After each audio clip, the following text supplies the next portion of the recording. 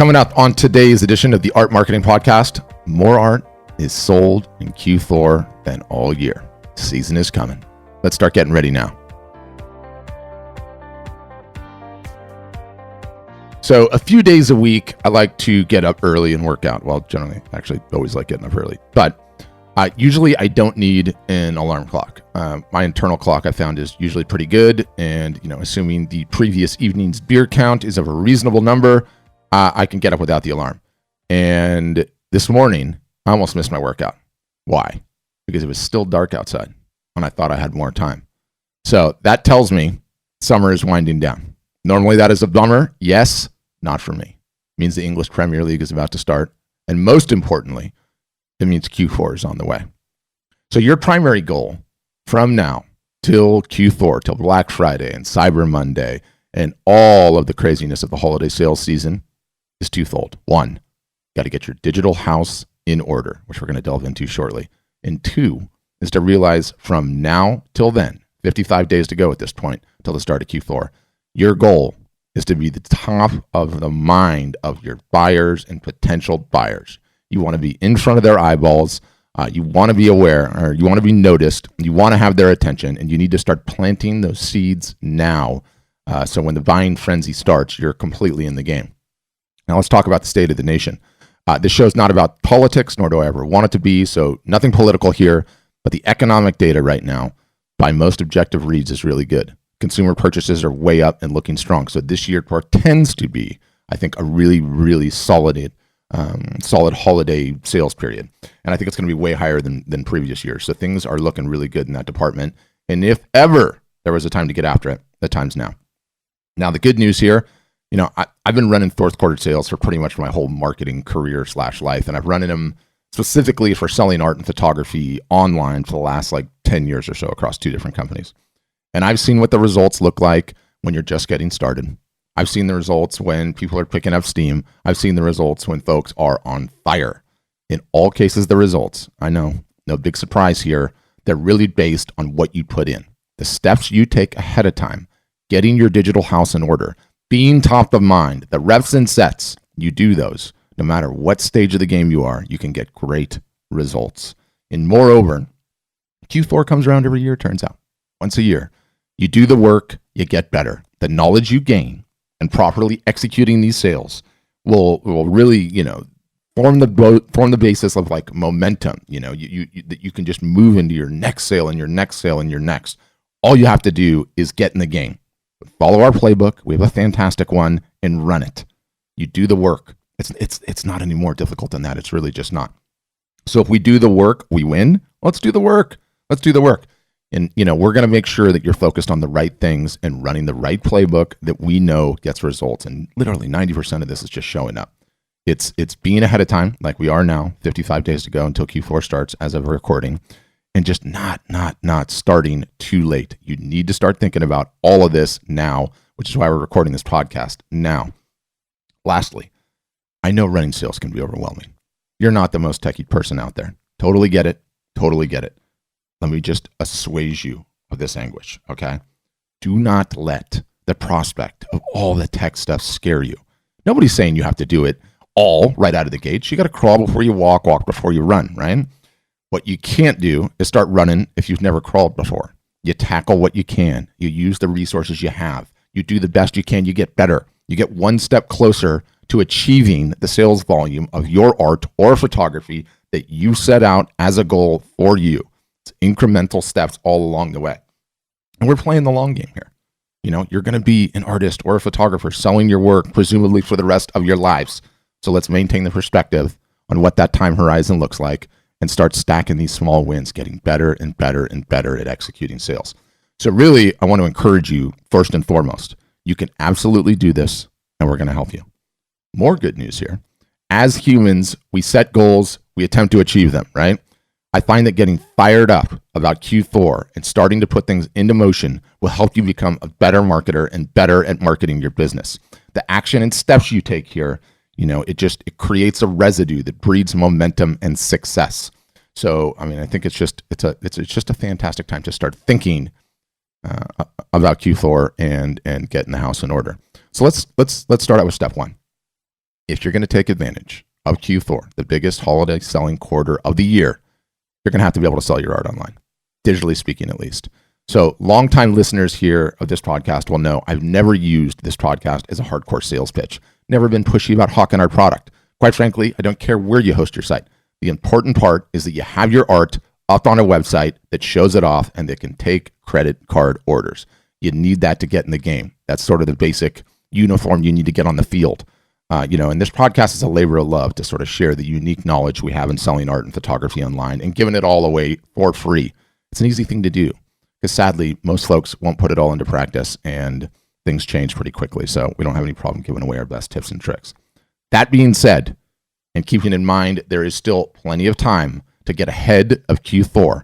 If you are ever interested in what Art Storefronts offers and how we can potentially help you sell more of your art online, now's the time. All you have to do is visit our website, artstorefronts.com, or you can just Google it and find one of the requested demo buttons. When you do that, what happens? One of our helpful sales folks will set up a 10 to 15 minute call. Not only will you get all of your questions answered, yes, pricing, fees, setup time, features, all of that, whatever questions you might have, but you're also going to get some great feedback on your art, your setup, and what we believe you're doing right, and potentially some areas that you need to focus on. Our sales staff speak to literally hundreds of artists and photographers a month and have been for years. And so they're super knowledgeable about the industry, its problems, its opportunities, what's working, what's not. So don't be afraid to pepper these folks with questions you have and ask for advice too.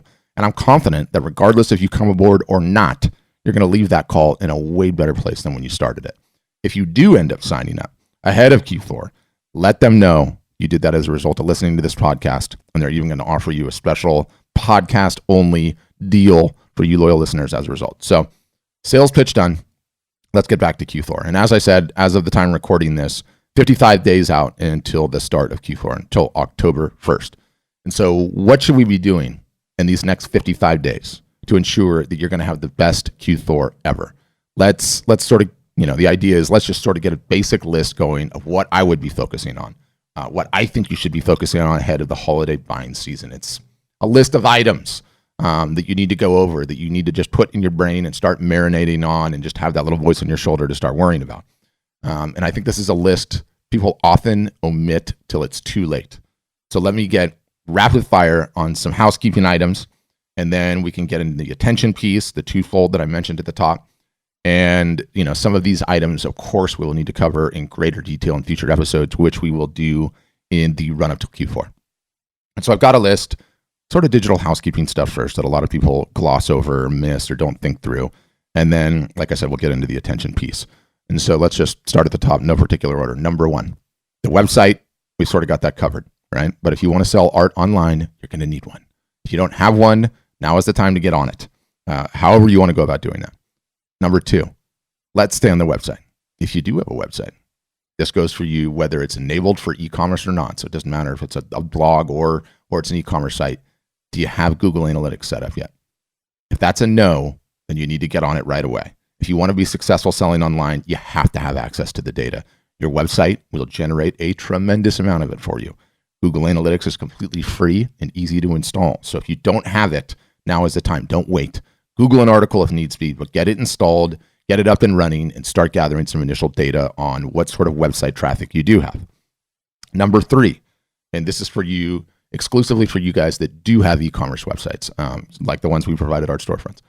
In short, website with a shopping cart. When I say e-commerce, it's a website with a shopping cart that can take orders. That's succinctly summarized. Now, if you already have Google Analytics set up, have you enabled e-commerce tracking? This is often an omitted step that is so important. And what it allows you to do is you go into Google Analytics and you just flip this little switch that will essentially take the sales data from your store and pipe it back into Google Analytics. And it lets you answer all sorts of very interesting questions.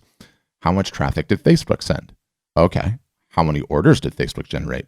What was the total dollar amount of those orders? How do I now compare that to my organic traffic, to my direct traffic, to my email list traffic, to my Instagram? It's incredibly important. I mean, this is literally how you figure out what marketing efforts are working, which ones you should stop, and which ones you should go all in on. And so you need the data, and many people gloss over this step. So if you haven't, this is a great Google, how do I turn on e-commerce tracking? You'll get an article, go in, turn it on. That's number 3. Number 4, Facebook and Instagram ads. Do you have a Facebook ads account? Do you? If not, now is the time to start one. Why? Because when you do, Facebook gives you what they call a tracking pixel. Tracking pixel is a fancy way to say it's a line of code. You place the line of code on your website and it records information about your website visitors. Specifically, if they came to your website, you can essentially place these folks onto a list, which is called an audience, and show them ads after the fact. It's what we call warm traffic, right? Quick distinction. Cold traffic, these are people that have never met you, just like an introduction. They've never met you. They don't know who you are. Because they've come to your website, they're warm traffic. They know who you are. This is very important. And warm traffic can be coming to your website. You can create audiences that have interacted with your Facebook page. You can create audiences that have watched videos or liked or commented. You can create videos of people that have clicked through to your Instagram profile. All of those are warm audiences. To which you retort, okay, Patrick, that's great. That's great. I'm not really thinking about ads yet. I've got plenty of time between now and then. So I'm just going to get to that step when I get there. I don't have any plans to run ads right now. No. What the pixel allows you to do is track website visitors backwards up to 180 days ago. So you install that now. All of the people that visit your website from now all the way up to Black Friday, let's say, you can put in an audience and show ads to. So to interacted with your Instagram profile. So to interacted with your Facebook page. You're not going to be able to do any of that if you don't have the pixel installed.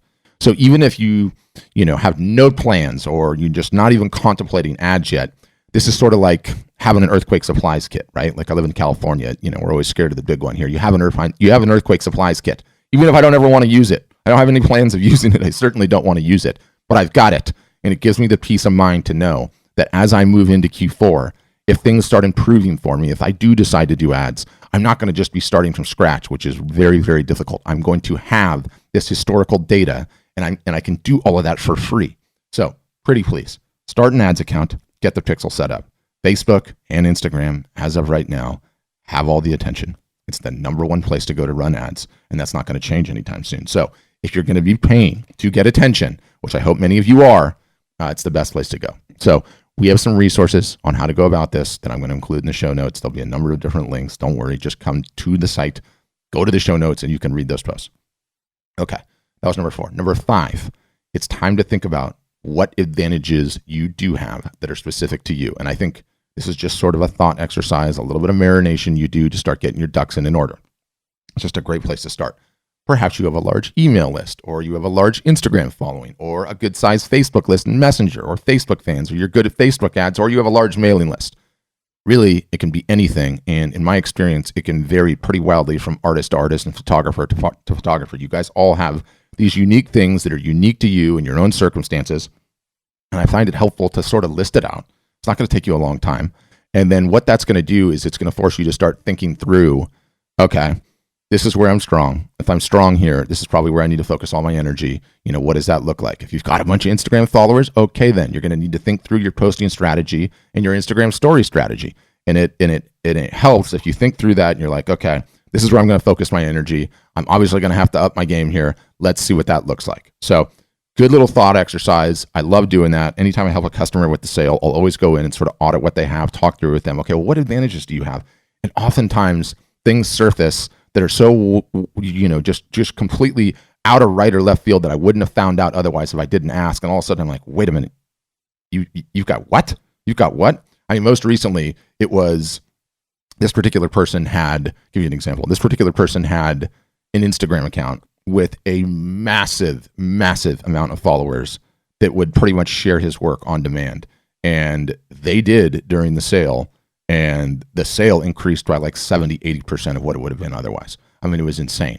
And so I wouldn't have known if I wouldn't have asked. And so I asked. And so you got to think about what these things are that are unique to you. And it can be anything, online, offline, whatever it is, whatever momentum, whatever help you got. You got a brother that works at a radio station. Doesn't matter. Whatever it is.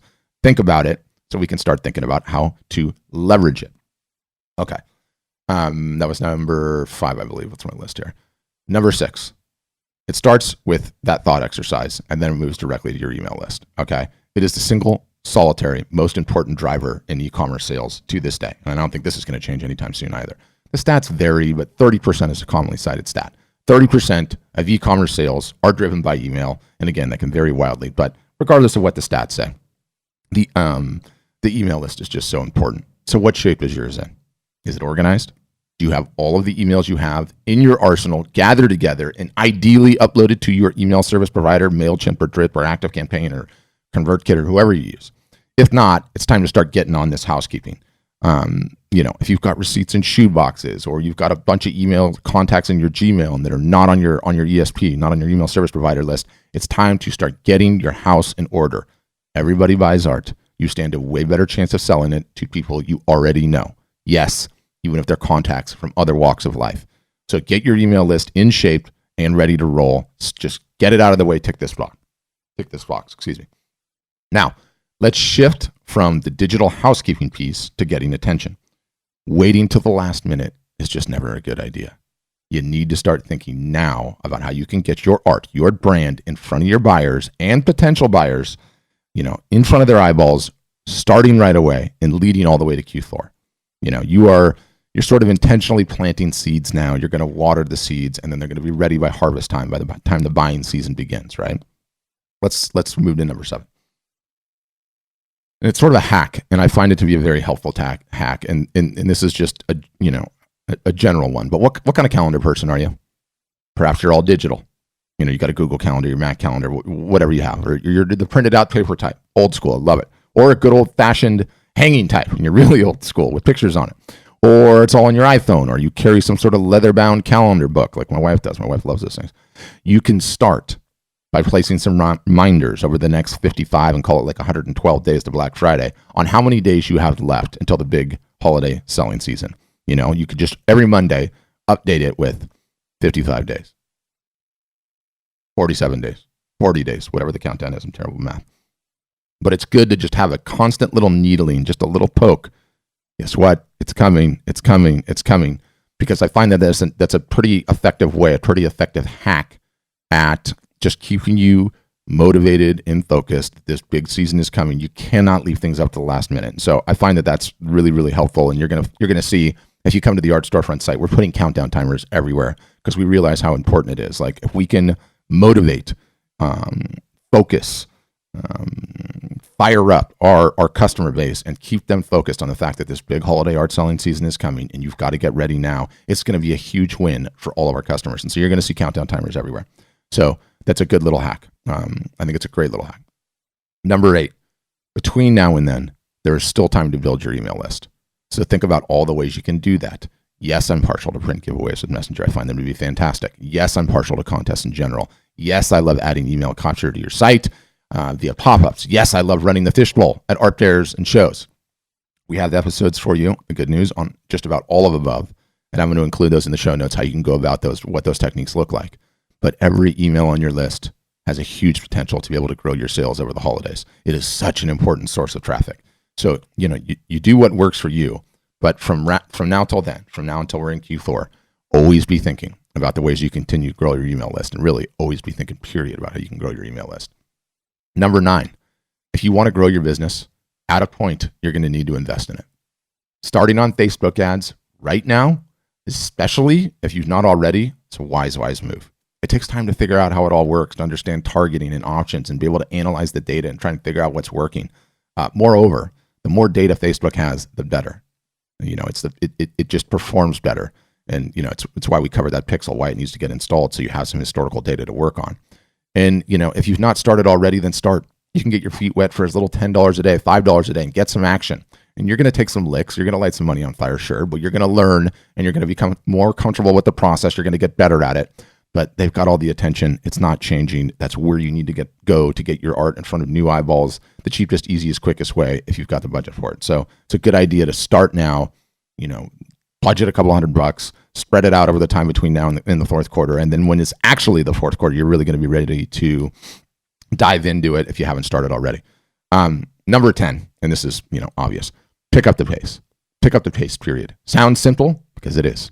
If you've never emailed, then now's the time to start emailing. Send 1 email a month till Black Friday. Black Friday. You can do that. Increase the frequency if you're already there. If you already send it once a month, send 2 a month. If you're posting on Instagram regularly, but you're not doing Instagram stories yet, now is the time to start. There's a learning curve there. And those stories can drive an insane amount of traffic. If you're active on Instagram, but not on Facebook, it's time to give Facebook some attention and some love. It remains an incredibly important platform, regardless of how you feel about it. I certainly don't like it. If you thought about starting in on Facebook Messenger, then let's get at it. The time to start is right now. The point here is all of these marketing platforms, they take some time and effort to get spun up and moving. They all have nuances you need to learn. If you set yourself to the task and you get at it now, it's going to be so much easier when you get to Q4. Moreover, do not be that guy or gal that doesn't do any of this work, gets to Q4, gets whipped up into a frenzy, realizes that they need to run a sale. Everyone else is doing it. It's a big time. And then have the first time that you've reached out to your audience in months, in weeks, in days, whatever the case may be, you whack them across the face with a sale and some percentage off. That just never goes over well. It just does not go over well, ever. All right, number 11, practice. And I've got this Persian buddy, right? And the part of Iran he's from is called Mashhad, and so they're Mashhadi people. And this is a highly tribal bunch. I think probably always has been. They still are. They all hang out together. I think he was like 575 people at his wedding. It was insane, right? And in his community, it's very clear what happens. This is the tribal way, right? It's always a push to get married. Then what happens afterwards? You get it, right?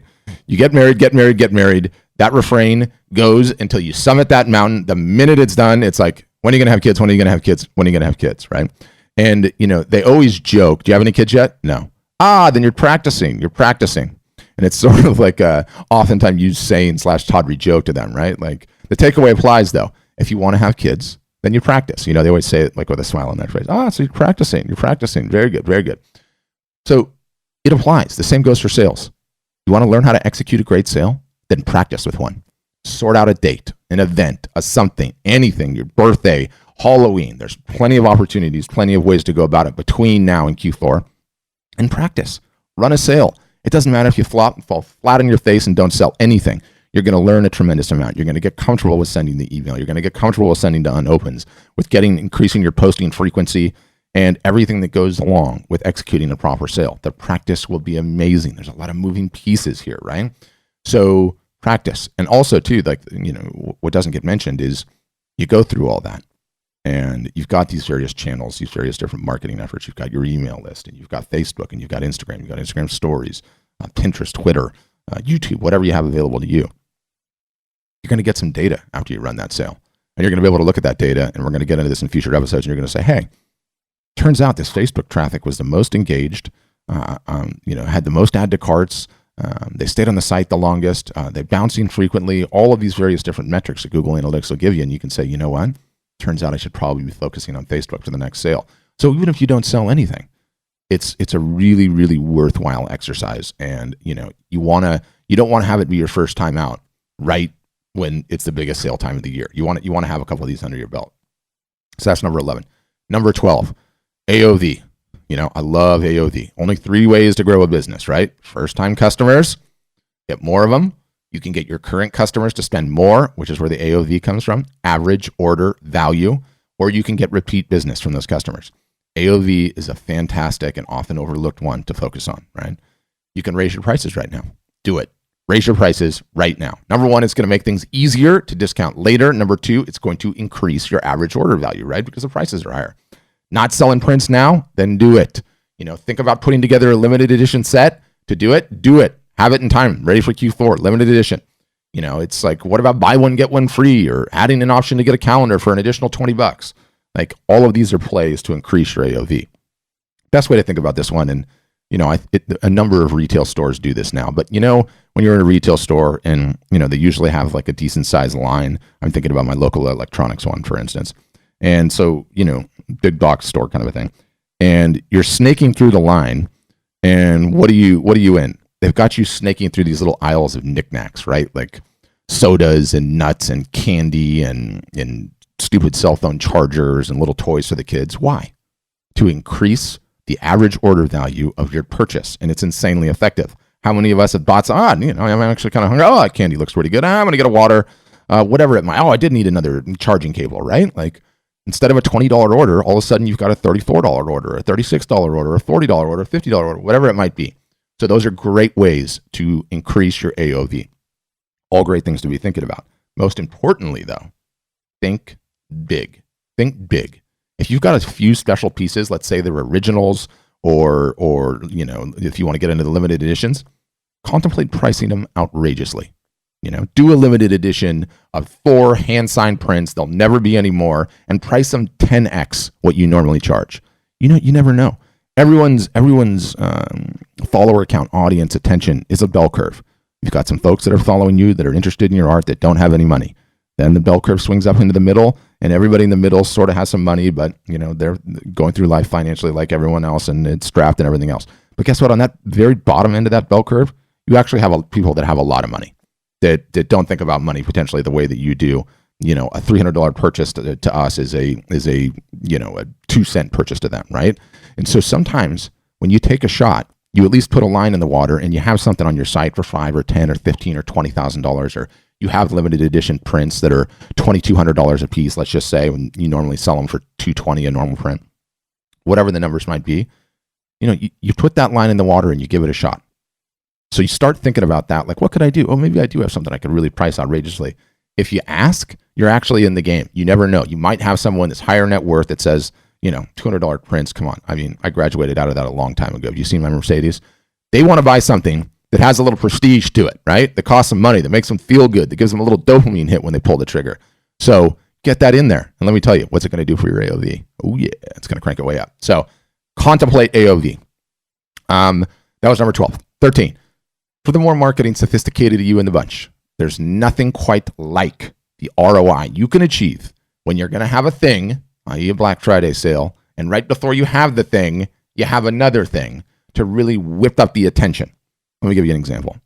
Pretty sure I used this in a previous podcast episode. I need to work on it, but I'm going to stick with this. I don't have another one. Let's just say you own a club. Going back to my college days here. Let's say the club closes down at 2 a.m., right? You don't have to go home, but you can't stay here. So what happens next? A whole bunch of really drunk kids at 2 a.m. spill out into the parking lot, and a lot are now hungry. They're starving. So what can you do? What are you going to do, right? You could do nothing, and they would all jump into their Ubers and hit Del Taco or whatever else on the way home. Or a great strategy here would be to own the burrito stand and set it up in the parking lot. The minute they come out, you're now selling a whole bunch of California burritos. It's basically a carne asada burrito with French fries for the uninitiated, to those folks. And I use that as an analogy, and I think I actually need a better one. But the point of it is, it's brilliant when it comes to marketing. Let's put it in marketing terms. Let's say you have a print giveaway contest, okay, using Messenger. That's the club, and it ends the week ahead of Black Friday because you've timed it that way. So you go from this big print contest where everyone was opting in to win a print, at the very end of which you're now selling them burritos in the parking lot. You've now launched your Black Friday sale. And so it's that 1-2 punch where you whipped up this frenzy of attention.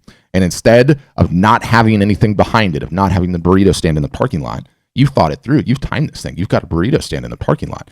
And, any example works here, right? Like it could be you're having an offline show and you just hype that baby up and launch it right into your Black Friday sale.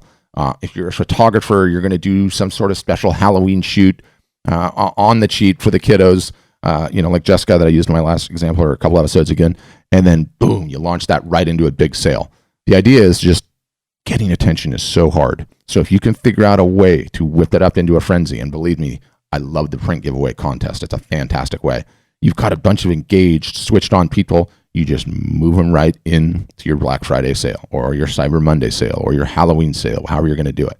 So I think that's a fantastic thing to be thinking about. It's something that most people do not think about. It's quite advanced. I know I'm going to be incorporating it into our playbook because, man, it's just like it's just pouring a bunch of chum in the water ahead of a holiday, right? Like you want all the sharks swimming around your boat. So there it is. That's my list. It's a good list, I think. Things to be thinking about, things that often get omitted. Be thinking about attention. Be thinking about how you're going to ramp things up. Summer's ending. The party's over. Q4 is here. We love it. Let's win. So that's that.